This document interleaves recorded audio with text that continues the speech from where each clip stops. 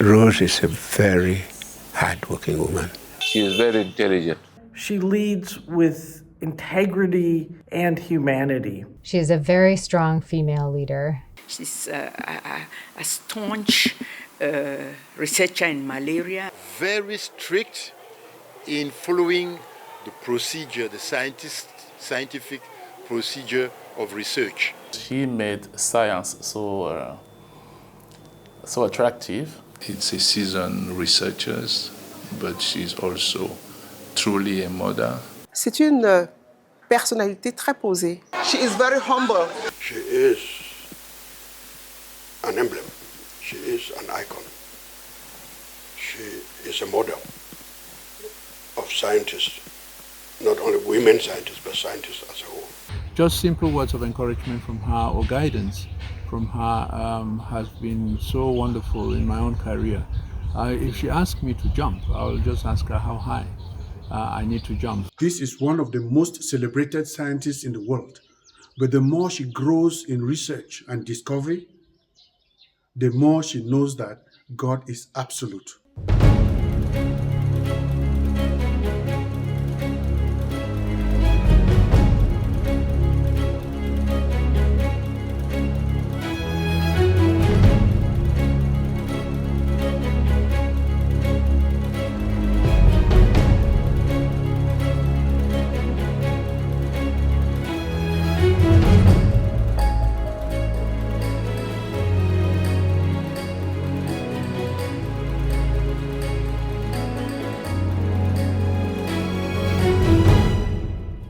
I want to begin by thanking you because you have provided this platform for us to be able to honor our mother, our aunt, while she's alive. Because most of the time, the tendency is to make powerful, beautiful speeches when people are gone.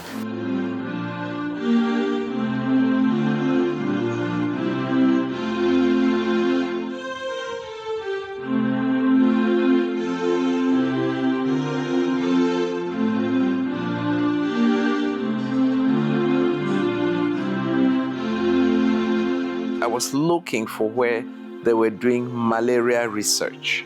And I found Paul Silverman, who was at the University of Illinois. And I went there and I did a master's with him. Because I was still determined when I left this country, I mean in all my life, that I was going to go into malaria research and understand what malaria is and maybe we can do something about it. So I did my master's in that. At that time, they started looking for a malaria vaccine, which, and you can imagine from then, that was in 1969 till now. It's only now that we're getting, headway with this vaccine anyway. I've known Professor Leke for quite a while, far back when I was still coming up as a burgeoning scientist in 1984-85 when I was doing my master's. And I had to travel to Kumba to have infective larvae of onchocerciasis, and she had actually guided to say exactly where I needed to go. And when I got the infective larvae and came back, I had to do some immuno reactions and then to view that under a fluorescent microscope. There were just two at the time in the country. One was at Pasteur, Centre Pasteur, and the other one was in a lab. So she allowed me that space to also work there. And that's what I did. At that point, Professor Jacob Ngu had a grant from WHO. They called it an institutional strengthening grant. And it was on onchocerciasis, onchocerciasis, onchocerca, that, you saw legs are pigmented, you itch with filaria, and it gives river blindness, right, what they call it.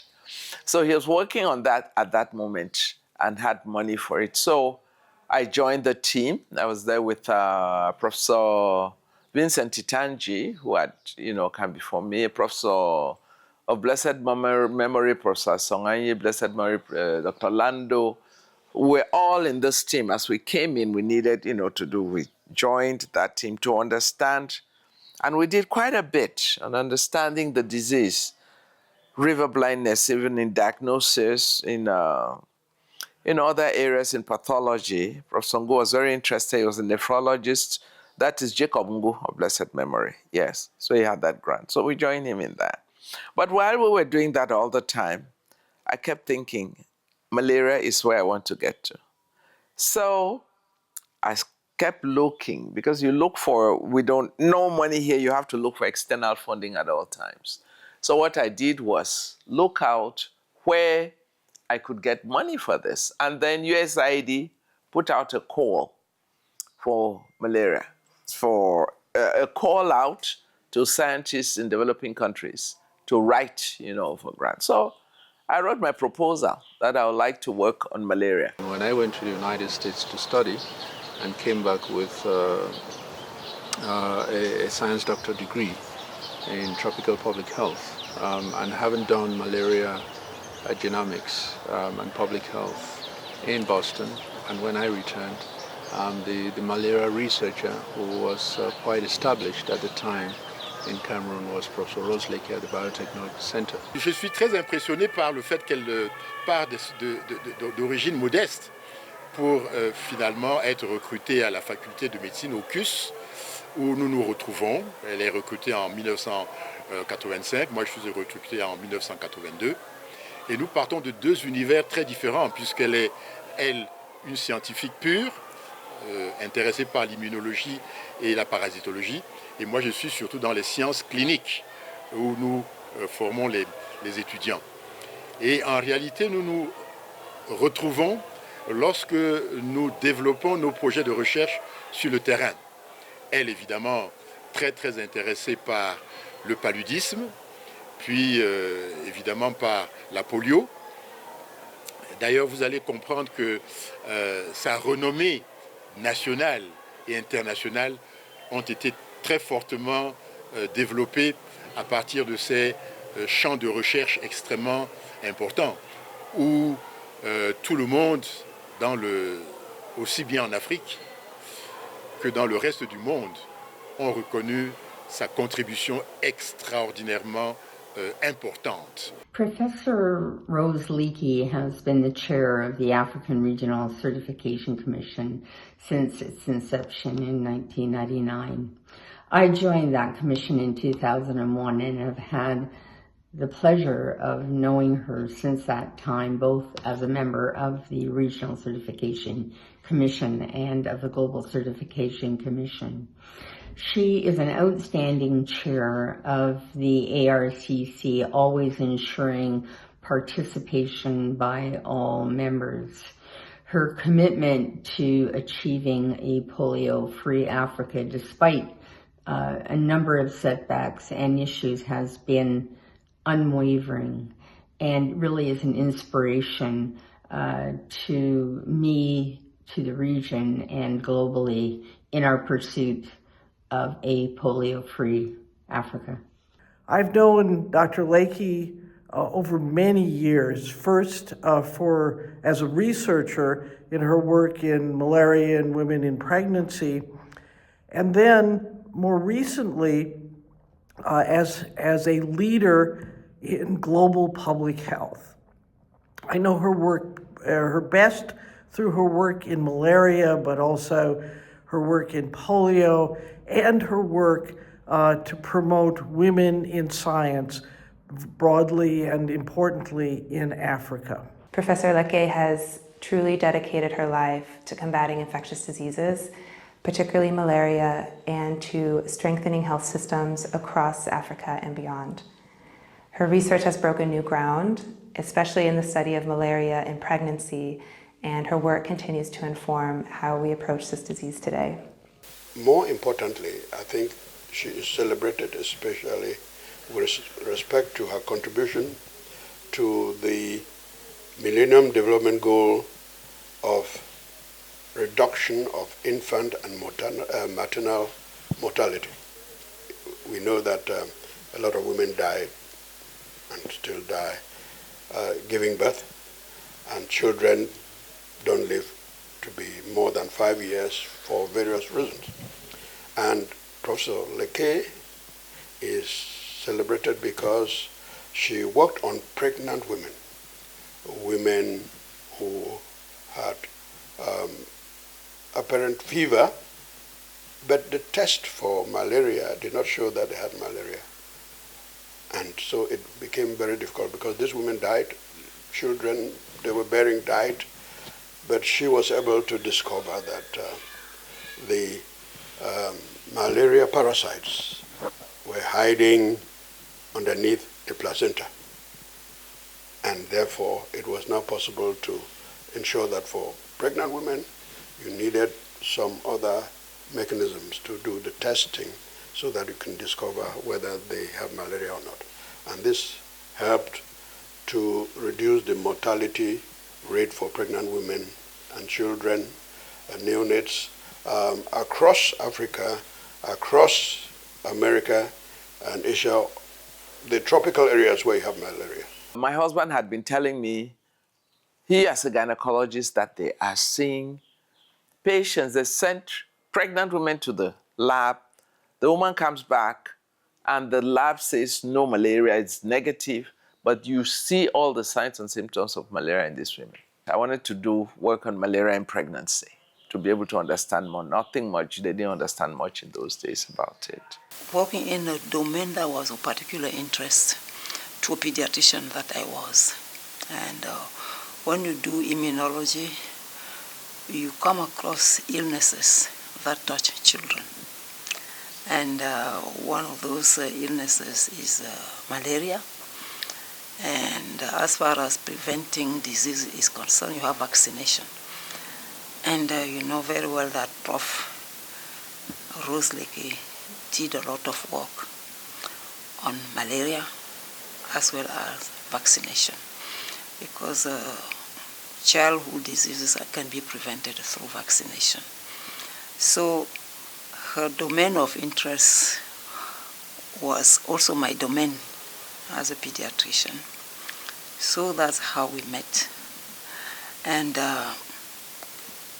she got involved in these two domains extensively, because today we are talking about malaria vaccination. She started working on it many, many years back. Malaria, Professor Leke distinguished herself with over 90 publications in that area, which actually sought to elucidate and solve problems. She participated in her research to developing discovery procedures for malaria vaccines. Now we know that there's a vaccine for malaria. She has made contributions to that. Because of several bouts of malaria in her youth, she determined to become a fighter against malaria. And that completely oriented her career, because this woman could have been anything she wanted to be. But this issue of malaria became a problem that she considered number one in her life. Rose was a pioneer in bringing the research ethic and agenda to Africa in malaria.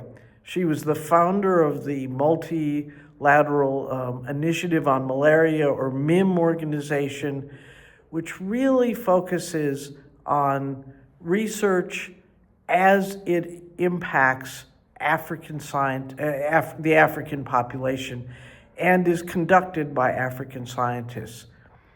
Rose also has taken a major role in the Science of Defeating Malaria course, a leadership course that provides an opportunity for up-and-coming leaders in the malaria field, particularly in national malaria control programs and NGOs working in the area, the leaders to come together and really develop a common language and a common grounding in how to achieve the goals of malaria elimination and, we hope, eventually eradication. Her leadership goes beyond the specificity of malaria in pregnancy. It goes to general biomedical research, immunology, public health, and the last 40 years or 35 years, she has been a standing giant in that space in Africa and beyond, a true global leader. Malaria is such a great killer for Africa, and you will not imagine how much research Professor Leke has put into malaria, especially children and pregnant women. She was passionate about malaria control. We had the opportunity to work on malaria issues. She was passionate about building capacity, not only institutional, but also building individuals who can actually lead some of the issue around research. Her first guidance of what I could do in malaria diplomacy was when she gave me the Federation of African Immunology Society meeting that was holding in Yaoundé to have that organized in 2000. And I graciously took that offer, and alongside her was able to organize that successfully. And then we took on the next major venture, which was to organize the multilateral initiative on malaria in 2005. And when we had come together and understood what was needed to organize such a big conference, the first challenge and our first nightmare was how much it cost. And that was it was going to cost us about $2 million. We didn't know where this money was going to come from, and we were scratching our head. But we had a good partner, and these were people from University of Stockholm, and who came together and said, hey, look, we're going to assist you in fundraising. And we all left and went to Sweden for about a week with 11 other professors from Cameroon, discussing issues of malaria, looking at how to structure the conference, and looking at issues of governance itself when it relates to the different aspects of malaria.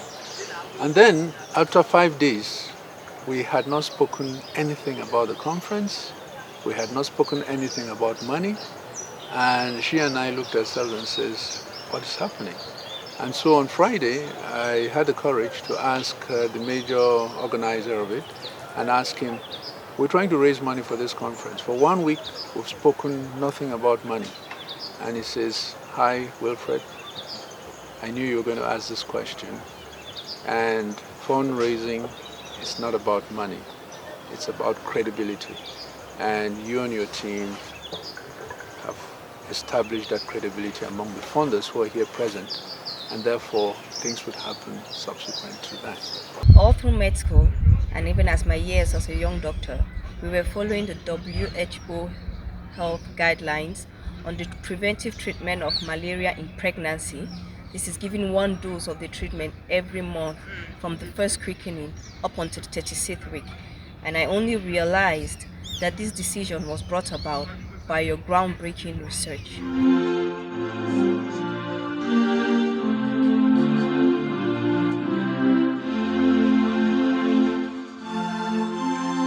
Even when I became a lecturer and eventually changing grades, each time I prepared my documents for change of grade, she cross-checked them for me, made constructive comments, which were very useful.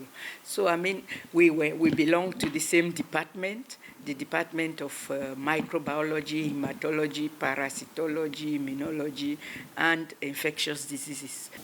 We have seated together. She was the chair of the National Immunization Technical Advisory Group. And then later on, I was asked to be her deputy.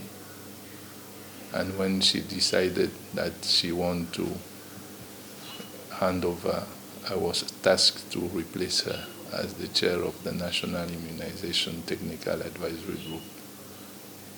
This is one of the examples, and where during all these years we've had a lot of exchange, we had a lot of challenge dealing with issues on how do we strengthen the immunization system in Cameroon, how do we work towards equity in access to vaccine for Cameroonian children.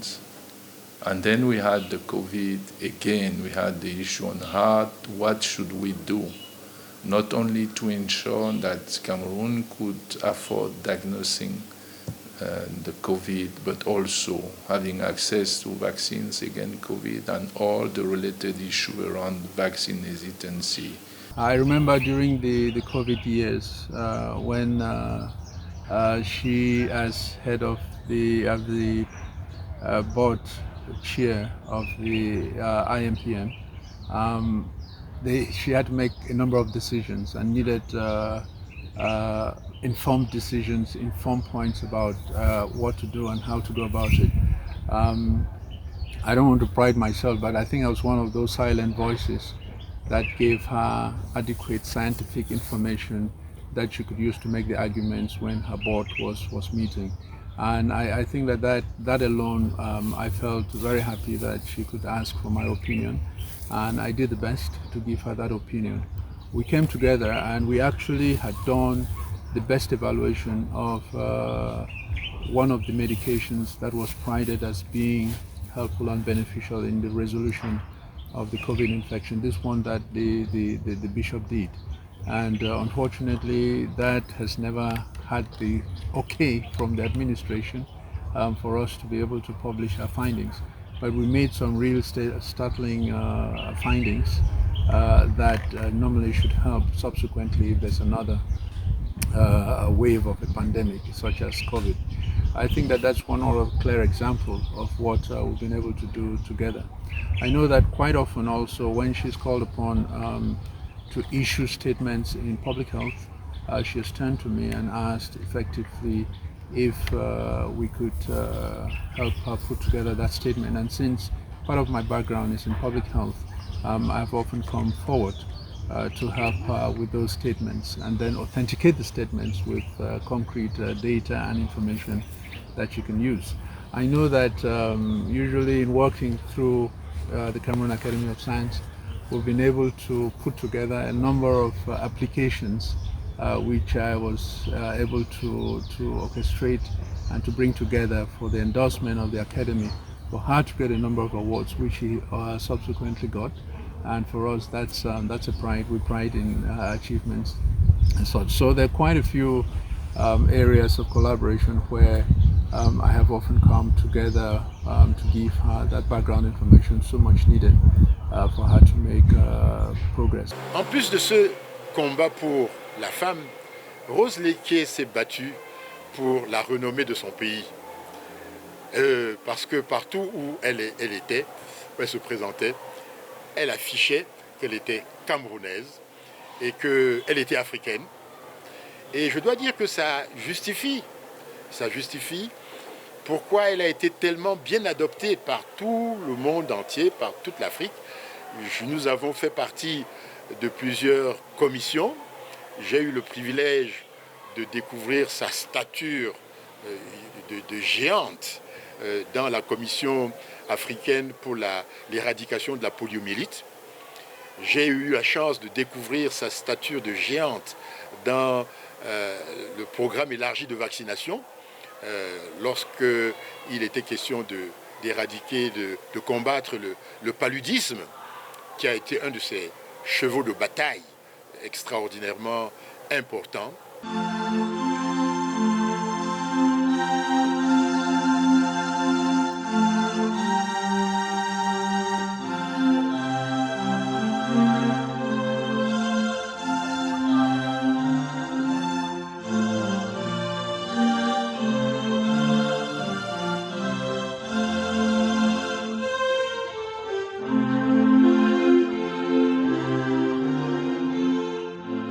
And I got a reply that it was very favorable. They're going to fund it, but I needed a US collaborator. You know, the money is coming from the US to make sure that they have somebody to, you know, that we work together in that. So I had told you I had done work with Professor Silverman in University of Illinois where I did my master's, but I didn't know where he was then. To start looking, I just told him, I says, find a collaborator. I don't know where to find one at this point. And just then, it's interesting because Diane Taylor, in her lab, was a lady who just finished her own PhD with her, working in USAID. So she later on told me, because I was like, how did they find her? And she said, there was like, do you know any, you know, you go on the corridor, we're looking for somebody who's doing malaria research. Anybody knows? And then this girl came out and said, I just finished my research in Dan Taylor's lab. She's working on malaria in the mouse system, but I'm sure, you know, she'll want to, you know, collaborate with somebody who's doing the real work in malaria. And so that's how they chose Diane. That's what they told me in USAID. That's what happened. And they chose Diane. So I get this letter from them and they tell me, we found a collaborator for you, Diane Taylor, Georgetown University.